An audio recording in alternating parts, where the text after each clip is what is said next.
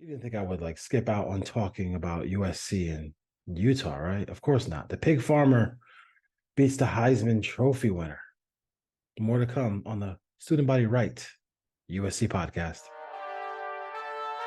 Welcome to the Put on Waivers Media Group, home of the Put on Raiders podcast and the Student Body Right podcast.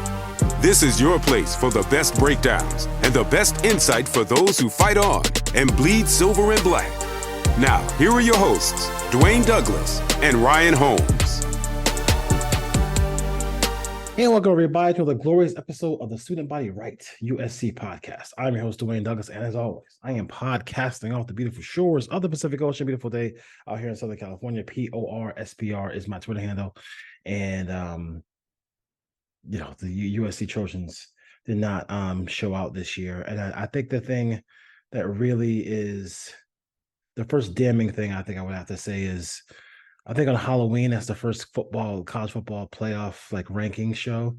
And for this team to not even make it to that show with a chance to do anything, with a chance to contend for a national championship is a huge indictment of what happened this year. And I'm not sure it was always like a thing.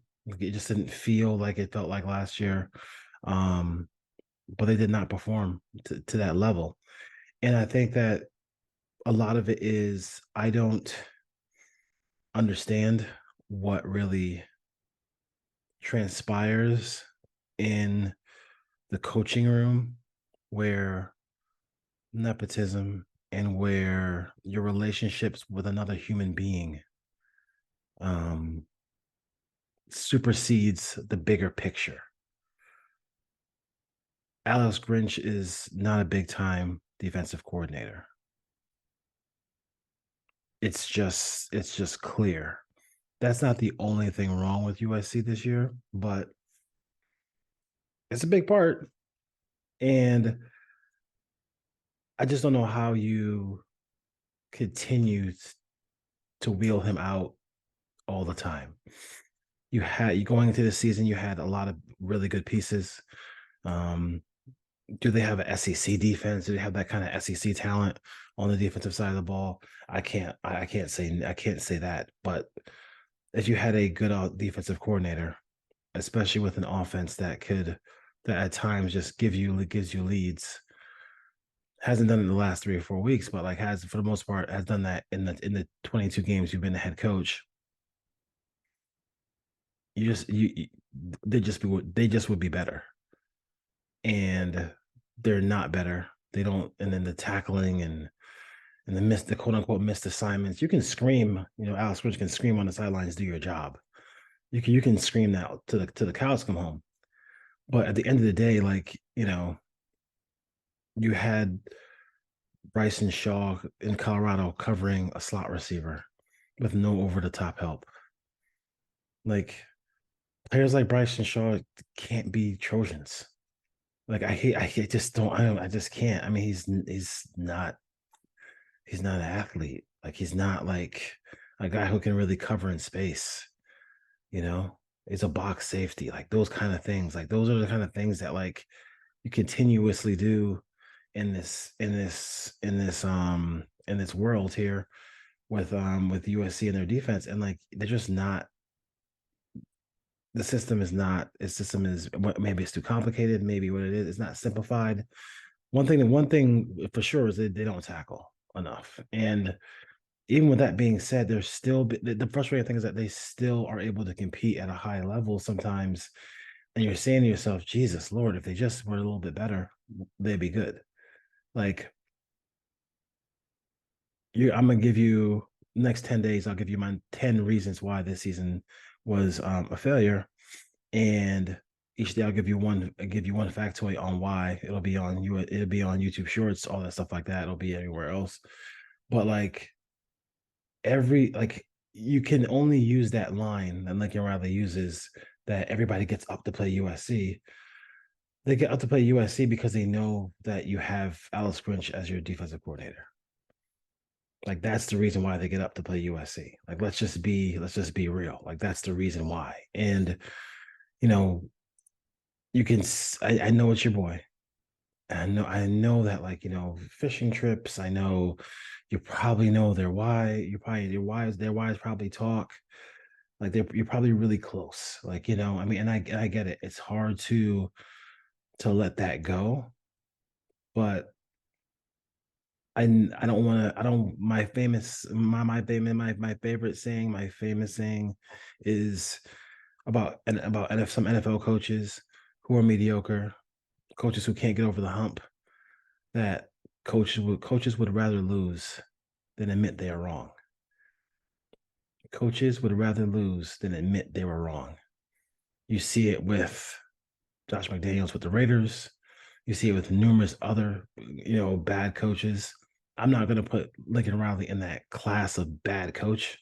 A bad coach. I think he's good. I think he's very good. But he wants to get to that great level. That's the reason why he does it. Otherwise, what are we doing?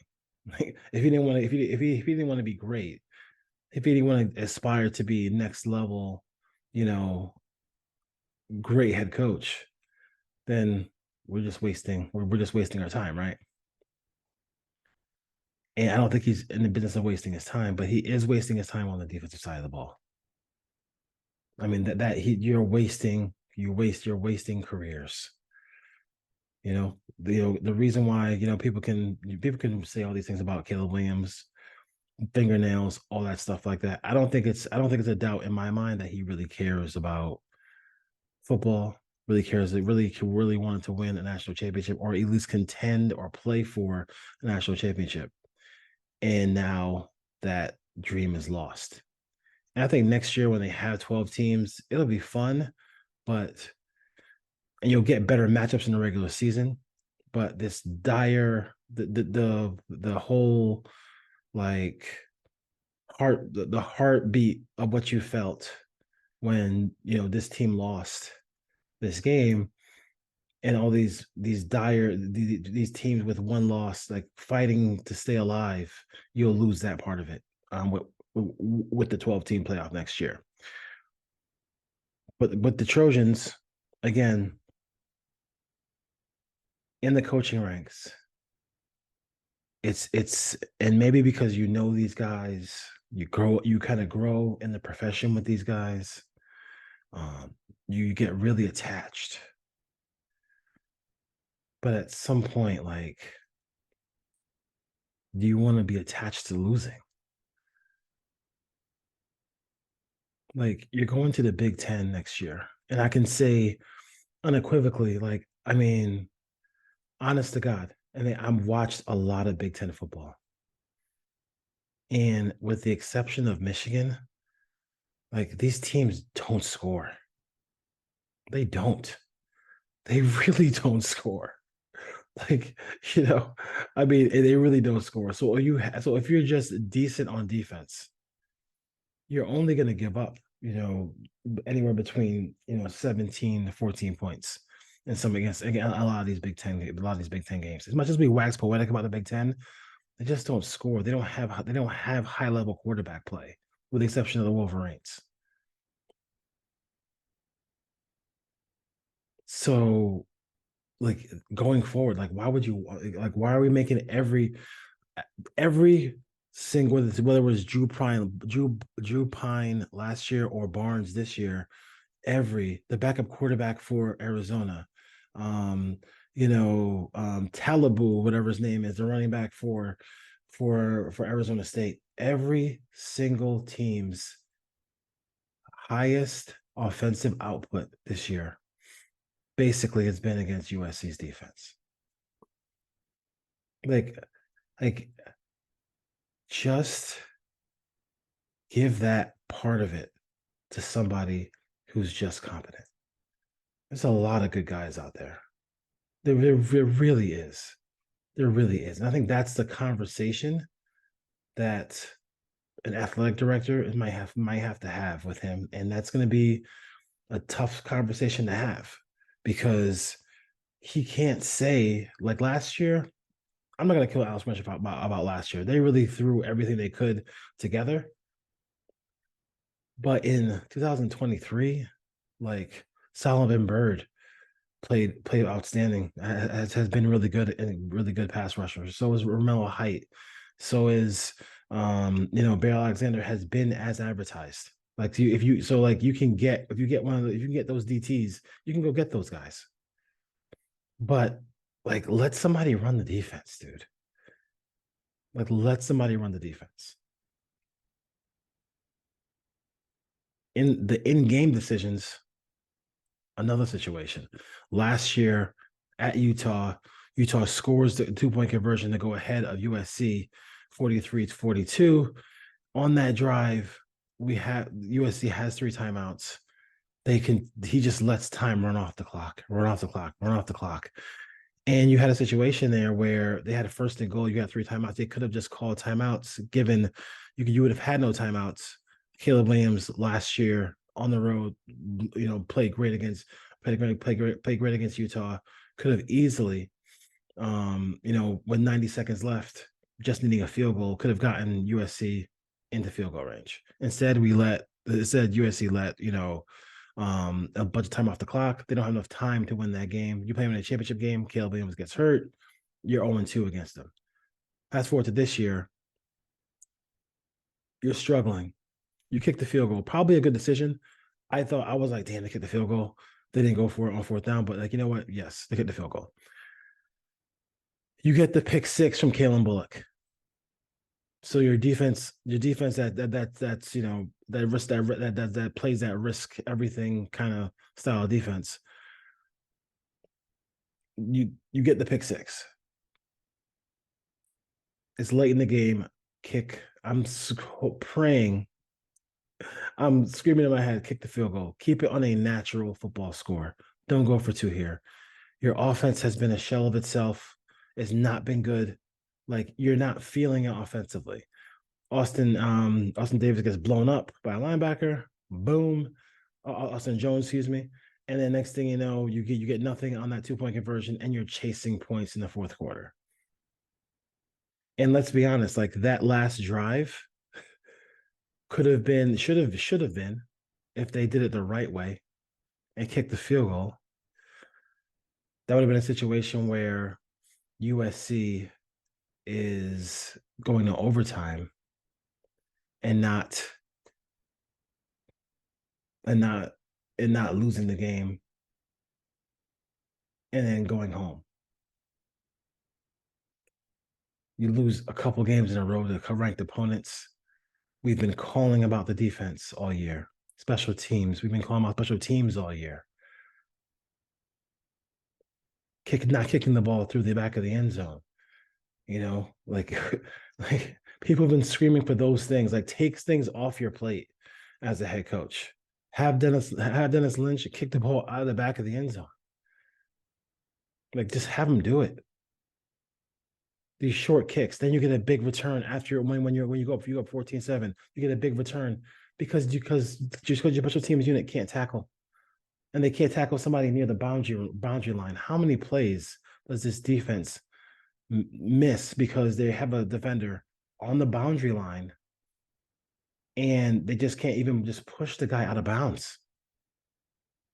Reverses field, midfield, a midfield drive.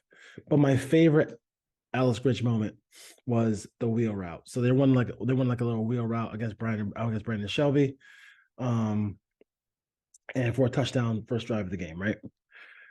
So when USC gets the pick 6, they come out in that same defense with Shelby on the same receiver, and they run it again. And I just had to laugh. I was like, I just had to laugh. I was like, are you really, really, really, really, really, really serious? I mean, listen, we can say we can go back and forth. It's an issue. It's a problem. It's really like, it's, you can't make it up. You can't make up the mistakes. You can't make up everything like that. But I don't want to give Alice Grinch all the blame, because this game and this lack of a title run is on Lincoln Riley for not addressing the special teams. It's a big part of the game. A huge part of the game. And offensively, I think there's just a buy-in factor, right? There's a buy-in factor where where Caleb has to kind of just trust the system. Like he's a big part of the system. Like I know that the amazing plays that he can make with his feet, with his ability to get outside the pocket, but at the end of the day, like just like if you see the two high safeties and you have the outlet receiver and you have the ability to get the ball, three-step drop, boom, get rid of it to a running back in the flat, or a line offense a tight end or a slot receiver sitting in the middle of a zone to get 6 or 7 yards. That's okay too, man. And I feel like that's something that we don't want to. The people are like kind of afraid to discuss, but the hero plays, all those things like that, let everybody be the hero. I mean, you know what I mean? Like let everybody be the hero. I think that's where we got a little lost in that. Like his ability, Caleb's ability to be a pocket passer with the ability to run and move outside the pocket and make spectacular plays is what makes him dangerous. If Patrick Mahomes couldn't or Josh Allen couldn't win from the pocket, they would just be everyday guys. But their ability to win from the pocket, along with their ability to move, is what makes them special. And I think that's what Caleb has to kind of rein in just a little bit. And I think that's what Lincoln Riley, wasn't able to do here. Like he wasn't able to get that out of him. In this game, also, just like last year, there was that middle part of the game where it was 14. Last year was a higher score, but this year was 14-14. Both teams came out, boom, boom, boom, 14 points each, 14 points each. And then you have a bunch of different possessions where USC did nothing. And you can't have games like that where you just don't do anything offensively. They couldn't even get a field goal in that spot. And like they ended up losing by a field goal. End of the half, they're not good on defense. They have suspect special teams. Their middle eight play has been horrible. Like the last 4 minutes of the first quarter and the last 4 minutes of the second quarter and the first 4 minutes of the third quarter have been not been good. So they kicked off this game, didn't do anything in the middle four. Really got unlucky with the pass interference call that should have been called on a Utah defender against Todd Washington. Definitely got there early. It was clear as day. For some reason, they didn't want to call that, so whatever.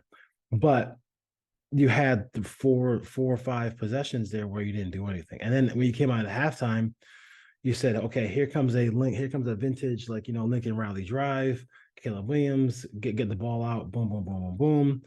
You're good to go. You're up 21-14, and then, let the pass rushers go eat. And they go 3-and-out. And I think the thing also in this case too was like they really got in college football with the substitutions, they got killed with substitutions. Like Utah would sub late in the play clock because the play clock runs when the substitutions are taking place, and then Caleb Williams is at the line trying to make all these adjustments, trying to make all these calls. And then they got to delay a game on one. They're snapping the ball with 1 or 2 seconds left.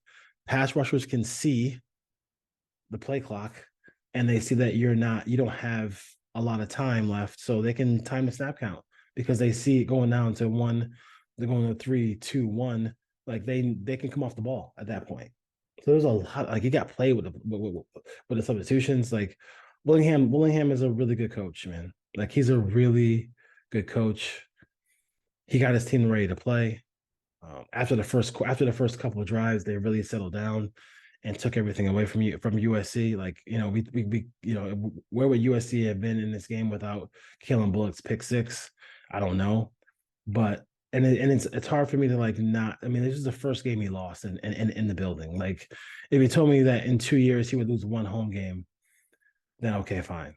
But it just leaves this season leaves a real sour taste in everybody's mouth.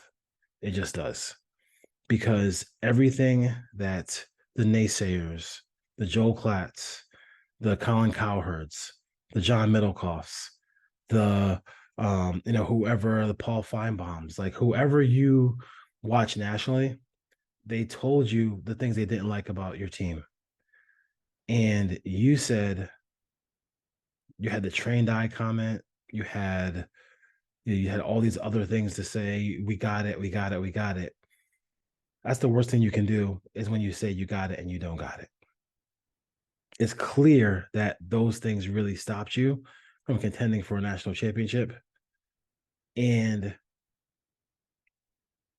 if you can't let go of the simple fact that this team has the 107th ranked defensive unit. I'm from the East Coast. I'm from Connecticut. You're below Connecticut defensively and defensive ranking.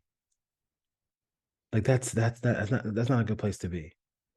And this is not all deep. You're either coaching it or allowing it to happen. And it's time for you as a head coach to step up and not allow this to happen. Like, when are we going to see you not allow this to happen? Like, this is not the way to get to the Alabamas, the Michigans, the Georgias. Like if you're on that track, I would dare I say the Oklahomas. Like, this is if you're going to do it, the change has to make. You have to have that ability to change. Otherwise, you're going to be that guy who would rather lose than admit he was wrong.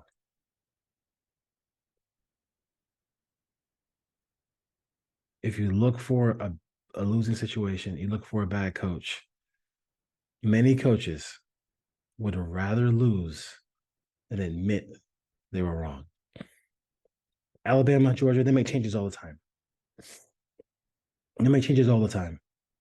This is not a situation where like it's unobtainable to make that change to improve.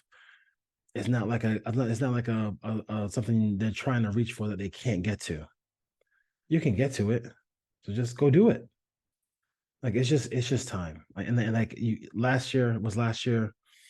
The body of work is the body of work. Like if you continue to keep doing it, then like Brian Cox said in the HBO show when he's talking to his kids,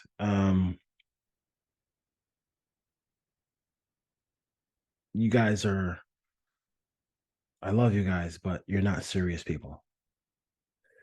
And for us to really look at it, for USC to really be taken seriously, they have to do the basic changes. Otherwise, just like in Succession,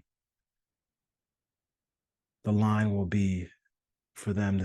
The line is going to be true for them that we love you as fans. But you're not serious people. And you're not a serious people, and you're not a serious contender for a national championship. All right, join us this week. We got a lot of stuff. We got a lot of good stuff coming for you on the podcast this week. USC goes to Cal, so we'll preview that. And then listen, I got 10 reasons why this team just fell short, and I'll definitely I'll throw those things out for you this week. It's a college football, man. You get that second loss, it's over. It's over. Like you don't have a chance of doing anything now. So we'll see what Lincoln Riley does coming up. I don't get into like the rumor stuff and like he's going to the NFL with Caleb. I'm not gonna get into the is he really sick, or is he plotting to leave? Whatever. There's a lot of money to leave on the table. And we'll see what that is. I think he's a college coach. We'll see. I don't think 2 years here whatever. It just doesn't seem right for that to take place. But like, it is what it is. We'll see what happens. People who are posting at Orgeron stuff, like, yeah, I mean, that's not, I don't know if this really ain't the show for that. As far as that goes, we kind of break down what's there. So, all right, we'll fight on. We'll see what happens. Should be interesting game against Cal. Cal's gonna move it. Cal's gonna score. Everybody's gonna score, and everybody's gonna have their best game against USC because defensively they just don't get it done, and offensively they haven't in a while either. So we'll have to see what happens there if they can kind of connect the dots and play a complete game because they have not played a complete game for the entirety of the 2023 campaign. All right, peace.